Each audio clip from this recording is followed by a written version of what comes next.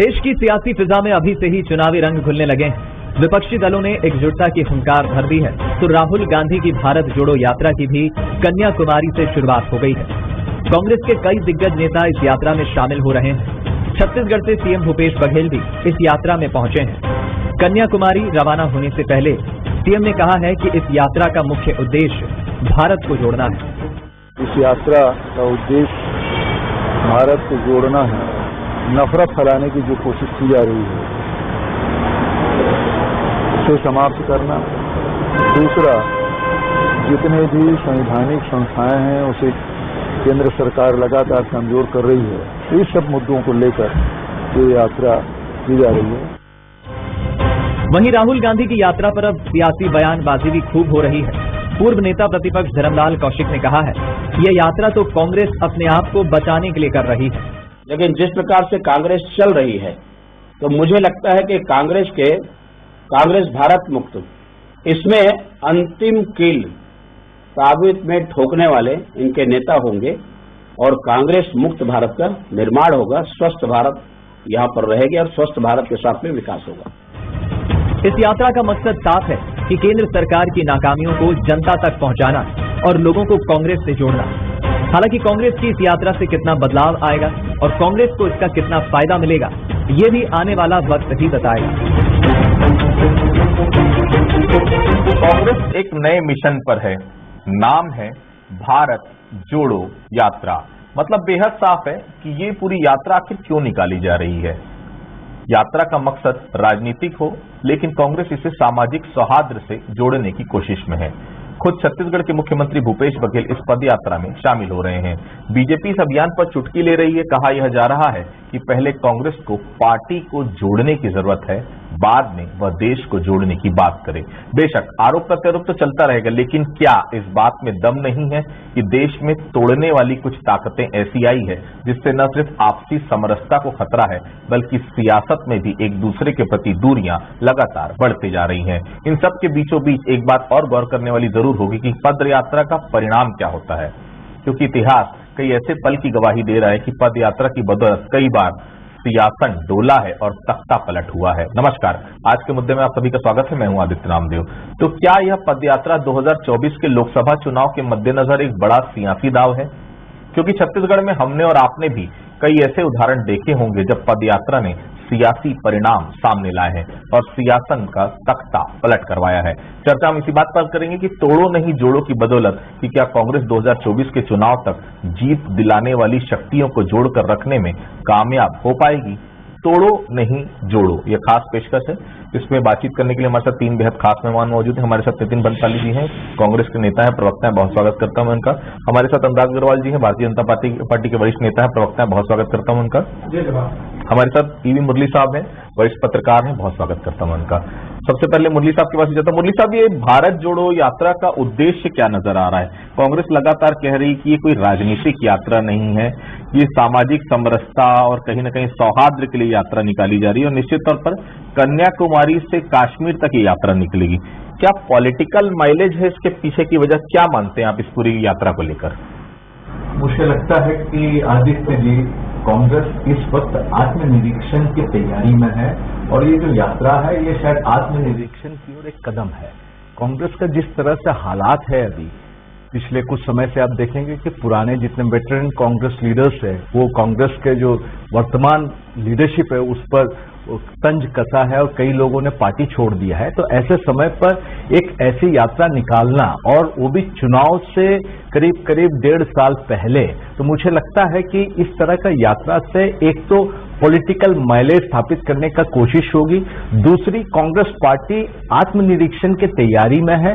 जिन जिन state से कांग्रेस की ये यात्रा गुजरेगी, ये सब एक समय था जब सारे कांग्रेस के ही राज्य हुआ करते थे, उन्हीं की सरकार थी, लेकिन आज इन सब राज्यों में कांग्रेस की सरकार ना के बराबर रही है। तो मुझे लगता है कि एक इंट्रोस्पेक्शन का तरीका है। यदि कांग्रेस इसको एक केवल एक पॉलिटिकल ड्रामा न करते हुए, इंट्रोस्पेक्ट करते हुए पार्टी में जो कमजोरी है उसको सुधारने की कोशिश करती है, तो शायद 2024 तक कांग्रेस के लिए एक बहुत बड़ी ताकत के रूप में उभर सकती है और भारतीय जनता पार्टी को चुनौती देने के लिए सक्षम बन सकती है। अली साहब, आप लोगों ने तो सुझाव नहीं दिया है कि राहुल गांधी आप भी पदयात्रा करिए। हमारे मुख्यमंत्री जब प्रदेश कांग्रेस अध्यक्ष थे तो उन्होंने झलियामारी कांड के समय पदयात्रा की, उसके बाद गर्भाशय कांड हुआ, अखोड़वा कांड हुआ, जब पदयात्रा हुई तब सिंहासन डोला। अजीत जोगी ने भी पदयात्रा की, आपको बहुत अच्छे से याद होगा। भूपेश बघेल ने पदयात्रा की, आपको बहुत अच्छे से याद होगा। कहीं ना कहीं आप लोगों ने तो सुझाव नहीं दिया राहुल जी को पदयात्रा करने का। देखिए, राहुल जी स्वयं समझदार नेता है और सारी चीजों को वो काफी अच्छी तरीके से समझते हैं। कांग्रेस का इतिहास ही देखिए आप, इतिहास उठाकर ही देख लीजिए कि किस तरीके से महात्मा गांधी ने, राष्ट्रपिता महात्मा गांधी जी ने दांडी यात्रा निकाली थी और किस प्रकार अंग्रेजों की हुकूमत को हिलाया था और इस हुकूमत से इस देश को आजाद करवाया था। सत्याग्रह और दांडी यात्रा और पद यात्रा ये कांग्रेस के कल्चर में है, इतिहास में है। आज देश की एकता, अखंडता और भाईचारा, इसको बचाने के लिए ये भारत जोड़ो यात्रा निकाली जा रही है। एक तरफ भाजपा जो है वो भारत तोड़ो का काम कर रही है और हम भारत जोड़ने की बात कर रहे हैं। मैं आपको बता दूं आदित्य जी, 12 राज्यों और 2 केंद्र शासित प्रदेशों से यात्रा निकलेगी, जो कि 1540 किलोमीटर की ये यात्रा 150 दिन चलेगी। इसमें बहुत से हर प्रदेश से लोगों का चयन किया गया है और लगातार इसमें आप देखेंगे, जैसा कि आज इस यात्रा की शुरुआत में ही राहुल गांधी जी ने पूर्व प्रधानमंत्री स्वर्गीय राजीव गांधी जी की प्रार्थना सभा में भाग लेने के बाद इस यात्रा की शुरुआत की।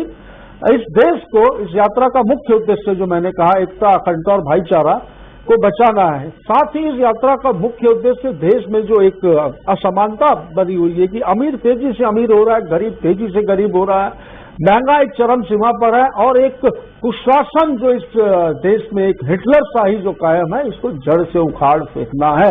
ये यात्रा देखिएगा, निश्चित तौर पर जिस प्रकार अंग्रेजों की हुकूमत आजादी के पहले बापू श्री राष्ट्रपिता महात्मा गांधी जी ने हिलाई थी, वैसे ही गांधी के ये वंशज राहुल गांधी इस हिटलर शाही हुकूमत को देश से हटाने में निश्चित तौर पर कांग्रेस का एक कार्यकर्ता कामयाब होगा और हम लड़ेंगे और 2024 जीते। अनुराग जी, तोड़ने वाली खत्म हो ताकतें, ऐसा कहना है कांग्रेस का। जब कांग्रेस ही खुद कह रही कि राजनीतिक यात्रा है नहीं, मुरली साहब भी जानते हैं कि अभी न तो विधानसभा का चुनाव से इस यात्रा का कोई लेना देना है, 2024 का लोकसभा चुनाव है, 2 साल से ज्यादा का समय अभी बचा हुआ है, तो फिर ये आप लोगों को दिक्कत क्यों हो रही? कश्मीर से कन्याकुमारी तक ये जा रहे हैं, कन्याकुमारी से आज इसका स्टार्ट हुआ, कश्मीर तक जाएंगे, अच्छी बात है ना। 370 आपने हटा दी है, अब कश्मीर आप पहले कहते थे कोई जा नहीं सकता, कम से कम कन्याकुमारी तक, कश्मीर तक यात्रा जाएगी तो कम से कम डेवलपमेंट दिखेगा वहां पर। अगर वो पद यात्रा निकाल रहे हैं तो भारतीय जनता पार्टी को दिक्कत क्यों हो रही है? जी आदित्य जी, आपको किसने कहा कि भारतीय जनता पार्टी को दिक्कत हो रही है? किसी की यात्रा से भारतीय जनता पार्टी को दिक्कत हो कैसे रही है? दिक्कत तो उसके उद्देश्य और छिपे एजेंडे को लेकर है। अपने निज स्वार्थ के लिए अपनी ही पार्टी को दो बार तोड़ने वाले गांधी परिवार के वंशज आज अपनी राजनीतिक स्थिरता को खतरे पर देखकर ये यात्रा निकालने का ढोंग कर रहे हैं। आपकी समरसता का उद्देश्य, समरसता का लक्ष्य क्या केवल एक वर्ग विशेष का तुष्टीकरण है? क्योंकि 2006 में आपके प्रधानमंत्री, तत्कालिक प्रधानमंत्री ने भारतीय विकास प्राधिकरण की बैठक में कहा था कि देश के संसाधनों में पहला हक मुसलमानों का है। हम कहते हैं सबका साथ, सबका विकास और सबका विश्वास। तो आखिर फर्क कहां पर है? देश की जनता देख रही है। जब भारतीय जनता पार्टी के प्रधानमंत्री, देश के प्रधानमंत्री माननीय नरेंद्र मोदी जी प्रधानमंत्री आवास योजना भेजते हैं तो वो हिंदुओं के लिए नहीं, मुसलमानों के लिए नहीं, सिख बौद्ध ईसाइयों के नहीं, अपितु पूरे देश के लिए होता है। फिर सारे किसी भी प्रकार की योजना की बात करें, जल जीवन मिशन की बात करें, आयुष्मान कार्ड की बात करें, वैक्सीनेशन की बात करें, पूरे राष्ट्र के लिए ये योजना जाती है। और जहां तक देश की अखंडता की बात है, धारा 370 हटाकर देश के मुकुट को पूरे देश से जोड़ने का काम भारतीय जनता पार्टी की सरकार में हुआ है। 3 तलाक से मुक्ति, शौचालय, स्वच्छता, महिलाओं को सम्मान से जोड़ने का काम किया तो भारतीय जनता पार्टी की कार्यकाल में हुआ। और राम मंदिर के निर्माण से सामाजिक चेतना जागृत करने का काम हुआ तो भारतीय जनता पार्टी की कार्यकाल में हुआ है। ये कैसी विकास यात्रा है जो देश के मात्र 12 राज्यों और 2 केंद्र शासित प्रदेश में हो रही है? मतलब 28 राज्य, 28 प्रदेश और 8 केंद्र शासित प्रदेश में से मात्र 12 और 2, जिसमें पूरा पूर्वोत्तर छूट जा रहा है। और देश का दिल छत्तीसगढ़ के बिना के किसी भारत जोड़ो की कल्पना कर सकते हैं क्या? आपके दिल में छत्तीसगढ़ है नहीं, या छत्तीसगढ़ में होने वाली समस्या से डर के आप यहाँ नहीं आना चाहते हैं? अरे आप मोहन भागवत जी को वो संतपुरी का आदरणीय, मंदिर मुझे लगता है कि राम के काल्पनिक होने का हलफनामा देने वाली कांग्रेस, राम सेतु को काल्पनिक बोलने का हलफनामा देने वाली कांग्रेस को जनता जानती है, तभी विपक्ष के लायक नहीं छोड़ी। एक बार नहीं, दो बार आप विपक्ष के लायक रह नहीं गए। देश की जनता ने आपको आपकी हैसियत दिखा दी और बात मानवीय साहब, हम तो कहते हैं आइए हमारे संघ की शाखाओं में आइए, हमारे यहाँ कोई भेद नहीं है, आपको पता लगेगा कि संघ होता क्या है। आपके व्यवधान देखने के लिए राहुल गांधी नहीं आ रहे, आप हमें क्या बुला रहे हैं? आपका राहुल गांधी छत्तीसगढ़ नहीं जाना चाहते, छत्तीसगढ़ को भारत जोड़ो यात्रा में शामिल नहीं किए। अरे आपका सम्मान आपका राहुल गांधी नहीं कर रहे, आप हमें क्या आमंत्रित कर रहे हैं? साहब, आपके नेता तो आपका सम्मान नहीं करते, पहले अपने नेता से अपना सम्मान करवा लीजिए, फिर हमारी बात कीजिएगा। पूरे देश के 1/3 जगह में यात्रा करने वाले भारत जोड़ो की बात करेंगे तो ये हास्यास्पद है। अरे ये बात देश जनता देख रही है भाई, विपक्ष के लायक बचे नहीं हो, यहाँ जोर चिल्लाने से कुछ नहीं होगा। आपकी स्थिति, आपकी हैसियत जनता ने बता दी है।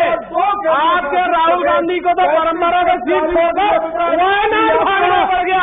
ऐसे भागोड़े अध्यक्ष के पीछे पूरी पार्टी, शर्म की बात है, शर्म की बात। देखिए, बहस हो, लेकिन बहस इतने अगर जोर से होगी और इतना अगर चिल्लाहट से होगी तो किसी दर्शक को समझ में भी नहीं आएगा कि आप दोनों अपनी पार्टी की क्या राय रखते हैं। इससे बचना चाहिए। देखिए, क्योंकि अब समय उस बहस का नहीं है, हम बहुत सीरियस टॉपिक पे ये बात कर रहे हैं। क्योंकि एक तरफ कांग्रेस का कहना है कि देश को तोड़ने वाली ताकतें सक्रिय है, हम देश को जोड़ने का काम कर रहे हैं। भारतीय जनता पार्टी की अपनी राय हो सकती है, निश्चित तौर पर अगर कांग्रेस यात्रा निकाल रही तो भारतीय जनता पार्टी का जो पार्टी की तरफ से जो लाइन होगी वो अनुराग जी बोल रहे हैं, लेकिन थोड़ा सा हम संयम बरते तो शायद बेहतर होगा। फिलहाल मेरे साथ मुरली साहब भी। मुरली साहब, एक बात बहुत साफ है कि हमने छत्तीसगढ़ को गवाह देखा है। इसके पहले भी देश में ऐसी कई पदयात्राएं हुई हैं जिन्होंने सिंहासन को डोला है और जिसने निश्चित तौर पर एक नया सूरज वहां पर उदय कराया है। मुख्यमंत्री भूपेश बघेल इसका बेहतर उदाहरण है। आप ध्यान देख सकते हैं, झलियामारी कांड हुआ था।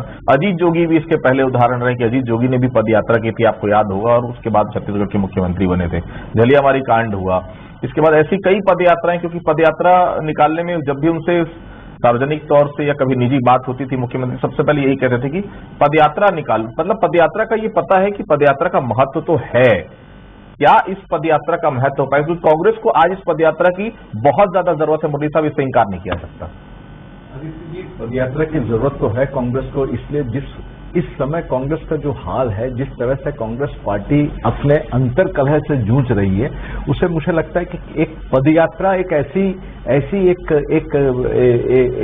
कैंपेन है, एक तरह का एक जिससे कांग्रेस का जो खोया हुआ जो ग्राउंड है उसको गेन करने के लिए कांग्रेस को ये काफी मदद कर सकती है। यदि कांग्रेस पूरी ईमानदारी बरतते हुए इस पदयात्रा को निकालती है और लोगों से अपनी बात रखती है और लोगों तक अपनी बात पहुंचाने का कोशिश करती है, और कांग्रेस के जो नेता इसको पूरी सिंसियरली इस काम में जुट जाएंगे, तो मुझे नहीं लगता है कि ये जो पदयात्रा है ये कहीं रास्ता भटकेगी। यदि कांग्रेस का ध्येय केवल एक पॉलिटिकल एजेंडा है तो शायद उसमें उनको कामयाबी नहीं मिलेगी। यदि कांग्रेस का ध्येय भारतीय जनता पार्टी का, जिस तरह से वो कह रहे कि कुशासन है, ये तोड़ने की बात कर रहे हैं और ये जोड़ने वाली बात कर रहे हैं, यदि ये मैसेज जनता तक पहुंचाने में कामयाब होती है कांग्रेस पार्टी, तो शायद उनको बेहतर होगा अगले चुनाव के लिए और उनके लिए बहुत अच्छी बात होगी ये। यदि ये कामयाबी नहीं मिलती है कांग्रेस को, तो शायद फिर ये पहले जैसे कई सारे पदयात्रा कई लोग निकाले हैं उस तरह का पदयात्रा बनकर रह जाएगा। कांग्रेस को ये समय चाहिए कि राहुल गांधी को इसमें सिंसियरली इन्वॉल्व होकर ये पदयात्रा में शामिल होना चाहिए और अपनी बात हमेशा की तरह वो रखे, जनता के सामने रखे, कांग्रेस पार्टी के लोग इस बात को रखें, और जिस तरह से जो भारतीय जनता पार्टी का जो कुशासन की बात ये कह रहे हैं, अगर ये लोगों तक पहुंचाने में कामयाब होती है तो 2024 का जो चुनाव होगा उसमें शायद कुछ बदलाव देखने मिले। अनुराग साहब, ऐसा तो नहीं लग रहा कि जिन जिन राज्यों में राहुल गांधी की पदयात्रा निकलेगी उन राज्यों में भारतीय जनता पार्टी की सत्ता खिसक जाएगी? क्योंकि इसके पहले भी कई उदाहरण हमने देखे हैं, पदयात्रा जहां जहां हुई है वहां निश्चित तौर पर परिवर्तन हुआ है। ऐसा तो नहीं लग रहा है इसीलिए ज्यादा बयानबाजियां हो रही हैं इस पदयात्रा को लेकर। एक आपके मुख्यमंत्री कह रहे हैं कि इस पदयात्रा को तो पाकिस्तान से शुरू होना चाहिए। क्यों भाई, कांग्रेस पार्टी क्या पाकिस्तान की पार्टी जो पाकिस्तान से शुरू होगी? क्या कहेंगे अनुराग जी? आदित्य जी, माननीय मुरली जी ने कहा कि अगर इस पदयात्रा को गंभीरता से अगर राहुल गांधी जी ले तो शायद उससे कुछ लाभ हो। ये सवाल उठा कैसे? किसी एक राष्ट्रीय पार्टी जो बहुत लंबे समय तक देश पे शासन की है, उसके मुखिया के किसी कार्य पे संदेह के अगर उंगली उठ रही है तो कहीं ना कहीं इसमें सोचने की आवश्यकता है। देखिए, मैं एक बात कहता हूं, न केवल भारतीय जनता पार्टी से अपितु राहुल गांधी जी को अपने पार्टी के अंदर अंदरूनी एक जो चैलेंज मिल रहा है, कहीं ना कहीं उससे उन्हें स्थापित होने की आवश्यकता है। सालों साल जिन्होंने कांग्रेस को बढ़ाने में अपना योगदान दिया, चाहे हम गुलाम नबी आजाद की बात करें और सुनील जाखड़ जी की बात करें, ऐसे लोग कांग्रेस छोड़कर जा रहे हैं और कांग्रेस छोड़ने का कारण वो राहुल गांधी जी के नेतृत्व शैली और गांधी परिवार पर सवाल उठा रहे हैं। उन बातों के लिए आज आवश्यक हो गया है कि राहुल गांधी जी को अपनी स्थिति मजबूत करने के लिए यात्रा निकालनी पड़ती। मैं एक बार कहता हूं, जो संदेह माननीय मुरली जी ने उठाया कि आपके योजना की नियत पर संदेह उठाया, अगर राहुल गांधी जी को सचमुच ये यात्रा निकालने की इच्छा थी और साफ नियत थी तो एक महीना रुक जाते साहब। 1 महीने बाद आपका राष्ट्रीय अध्यक्ष का चुनाव होना है, आपकी पार्टी के लोग चाहते हैं कि आप अध्यक्ष बन जाए, लेकिन आप लगातार कह रहे हैं कि आप अध्यक्ष नहीं बनेंगे। मुझे ये कहना है कि अगर आप पार्टी के अध्यक्ष बनने के बाद ये यात्रा निकालते तो लगता है कि पार्टी आपके नेतृत्व में निकल रही है, आप जिम्मेदारी लेना नहीं चाहते। आपने सार्वजनिक घोषणा की है कि मैं अध्यक्ष बनूंगा नहीं, लेकिन सत्ता अपने हाथ पे रखना चाहते हैं। इस बात को लेकर पूरे देश भर में कहीं ना कहीं संशय की स्थिति है।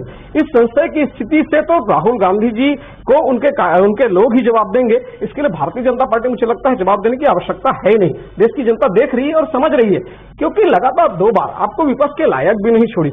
एक अनिच्छुक राजनेता जो 2014 के चुनाव के बाद छुट्टी के नाम से कहीं चले जाते हैं, 2015 में दिल्ली हार के बाद चले जाते हैं, 2015 दिल्ली हार के बाद चले जाते हैं,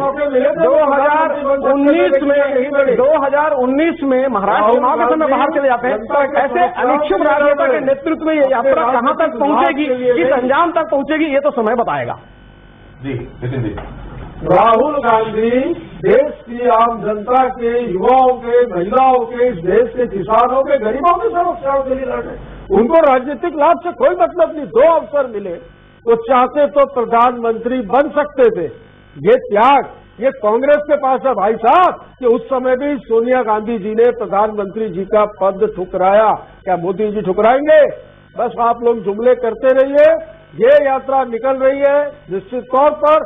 मैं क्या बताया आपको आदित्य जी की 3570 किलोमीटर की 150 दिन की इस यात्रा में, जिसमें 12 प्रदेश और 2 केंद्र शासित प्रदेशों से ये पद यात्रा निकलेगी, भारत जोड़ो यात्रा, सिर्फ इतने से ही इनके होश उड़ गए हैं और इनकी जमीन हिल रही है। लेकिन साहब, इनका एक सवाल है कि छत्तीसगढ़ से पद यात्रा क्यों नहीं निकल रही? इनके सवाल का जवाब दे दीजिए। ये एक विषय है, क्यों नहीं निकल रही, क्योंकि मध्य प्रदेश से जो यात्रा छत्तीसगढ़ आने की थी, इस विषय पर चर्चा हुई तो सुरक्षा एजेंसियों ने इस पर, क्योंकि सुरक्षा एजेंसियां किसकी है भाई साहब, ये तो सब जानते हैं कि एनआईए और केंद्रीय सुरक्षा बल किनके हाथों में, उन्होंने परमिशन नहीं दी मध्य प्रदेश से छत्तीसगढ़ आने की, इसलिए छत्तीसगढ़ में ये यात्रा नहीं आ रही।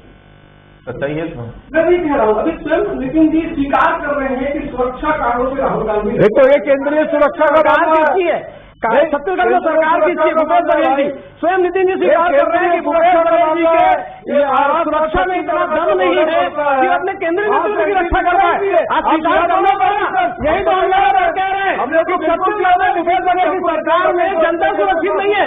आज आप स्वीकार कर रही है कि आपको राष्ट्रीय सुरक्षित नहीं है। आप लोगों को सुरक्षा कारणों से छत्तीसगढ़ नहीं आ रहे। धन्यवाद भाई साहब, धन्यवाद धन्यवाद नितिन जी। आखिर कांग्रेस को स्वीकार करना पड़ा कि सुरक्षा कारणों से छत्तीसगढ़ नहीं आ रहा है। क्या भूपेश बघेल जब अपने राष्ट्रीय नेता को सुरक्षा नहीं दे सकता, छत्तीसगढ़ की जनता को क्या सुरक्षा देंगे? बहुत बहुत धन्यवाद आपके, बहुत बहुत धन्यवाद। आपने स्वीकार किया कि राहुल गांधी जी सुरक्षा छत्तीसगढ़ नहीं आ रहे हैं। जब से छत्तीसगढ़ में कांग्रेस की सरकार आई है, इसके लिए कहने लगे कि हमारी सरकार है। आज आपने इसे सिद्ध कर दिया, बहुत बहुत धन्यवाद। आपने इसे सिद्ध कर दिया, आपने स्वीकारा कि राहुल गांधी की सुरक्षा का नहीं आ रहा है। बहुत बहुत धन्यवाद। नितिन जी, मेरा एक सवाल था, क्या ये वाकई में देश को केवल जोड़ने के लिए यात्रा निकाली जा रही है, इसके पीछे कोई राजनीतिक हिडन एजेंडा कांग्रेस पार्टी का नहीं, क्योंकि इसके पहले हमने देखा है जब विपक्ष में थे आप लोग छत्तीसगढ़ में तो भी इस प्रकार की पदयात्रा निकली, लेकिन उसका मकसद बेहद साफ था कि 2018 में आपको सत्ता परिवर्तन करानी थी। इसका कोई एजेंडा नहीं, कोई राजनीतिक उसके पीछे कोई मापदंड नहीं है। जो जुमले बोलकर, जो झूठ बोलकर, जो इस देश की जनता के इमोशन के साथ खिलवाड़ करके जो सत्ता पाई है केंद्र की मोदी सरकार ने, मदमस्त है वो। उन्होंने कहा था 100 दिन में महंगाई कम करेंगे, अच्छे दिन लाएंगे, काला धन लाएंगे, 15-15 लाख रुपए खाते में डालेंगे। क्या कहा था? रुपये और डॉलर को बराबर कर देंगे। तो इन्होंने किया क्या पता है आपको? इन्होंने बिल गेट्स और अदानी को बराबर कर दिया। तो इसके खिलाफ जन आक्रोश है और जनता को ये समझ में आ गया है कि वो इनके जुमलों में और झूठे वादों में, इनके झूठे सपनों में फंस चुकी है। निश्चित तौर पर सत्ता परिवर्तन स्वयं होगा। ये यात्रा तो मैंने बताया कि ये यात्रा देश की एकता, अखंडता और भाईचारे को जोड़ने के लिए है और जिसमें निश्चित तौर पर राहुल जी इस पूरी पदयात्रा में शामिल रहेंगे। कांग्रेस के वरिष्ठ नेता, कनिष्ठ नेता, कार्यकर्ता सभी लोग इसमें जुड़ेंगे और कांग्रेस के तो इतिहास में रहा है। इतिहास उठाकर देख लीजिए, बापू की दांडी यात्रा हो या अन्य पद यात्रा है जिनका आपने अभी आदित्य जी जिक्र किया, तो निश्चित रूप से सत्ता परिवर्तन भी 2024 में जो है वो तय है। बार बार कांग्रेस अडानी कहते हैं, साहब मैं अडानी का प्रवक्ता तो नहीं हूं, लेकिन सच्चाई जनता को जानना आवश्यक है। आप ना किसी सर्च इंजन गूगल में जाकर देखिए कि राजस्थान की सरकार ने छत्तीसगढ़ में खदान खोदने का ठेका किसको दिया है? अडानी को दिया है। वो छत्तीसगढ़ में जहां खोद रहे हैं उसका ठेका किसका है? छत्तीसगढ़ में कांग्रेस का ठेका है। मुझे लगता है ये बात ये जाने। और दूसरी बात, राजनीतिक लाभ की जहां तक बात की है, मुझे लगता है नितिन जी को अपने वरिष्ठों को पहले इस बात को समझाना चाहिए था। मैं वही कर रहा हूं नितिन जी, मुझे लगता है जब आप कहते हैं राहुल गांधी राजनीतिक लाभ के लिए यात्रा नहीं करवा रहे हैं तो अपने नेताओं को समझाना चाहिए था जो पार्टी छोड़ कर जा रहे हैं। और नरेंद्र मोदी जी की बात करते हैं, विश्व के सबसे लोकप्रिय नेता नरेंद्र मोदी जी चुने गए हैं। यह देश के लोगों ने विश्व में चुना है। यात्रा की शुरुआत हो चुकी है, कन्याकुमारी से इसकी शुरुआत हुई और 1 मिनट तक जाएगी। कांग्रेस का उद्देश्य साफ है। कांग्रेस का कहना है कि भारत को हम जोड़ने के लिए यात्रा निकाल रहे हैं। जो तोड़ने वाली ताकतें हैं उनको कहीं ना कहीं खत्म करने के लिए यात्रा निकाली जा रही है। अब इसकी राजनीतिक क्या सरगर्मियां रहती आने वाले समय में, राजनीतिक क्या घटनाक्रम इस यात्रा के बाद होता है, इस पर सबकी निगाहें रहेंगी। लेकिन एक बात बेहद साफ है, पद यात्रा जब जब निकली है, जब जब एक बड़ा परिवर्तन देखने को जरूर मिला है। अब ये परिवर्तन राहुल गांधी की पद यात्रा के बाद होता है या नहीं होता, इस पर हम सबकी निगाहें लगातार बनी रहेंगी। आप सभी लोग हमसे जुड़े, आप सभी लोगों को बहुत बहुत धन्यवाद। तो आज के मुद्दे में फिलहाल इतना ही। कल किसी अन्य मुद्दे पर फिर से मुलाकात होगी, तब तक के लिए बहुत बहुत धन्यवाद।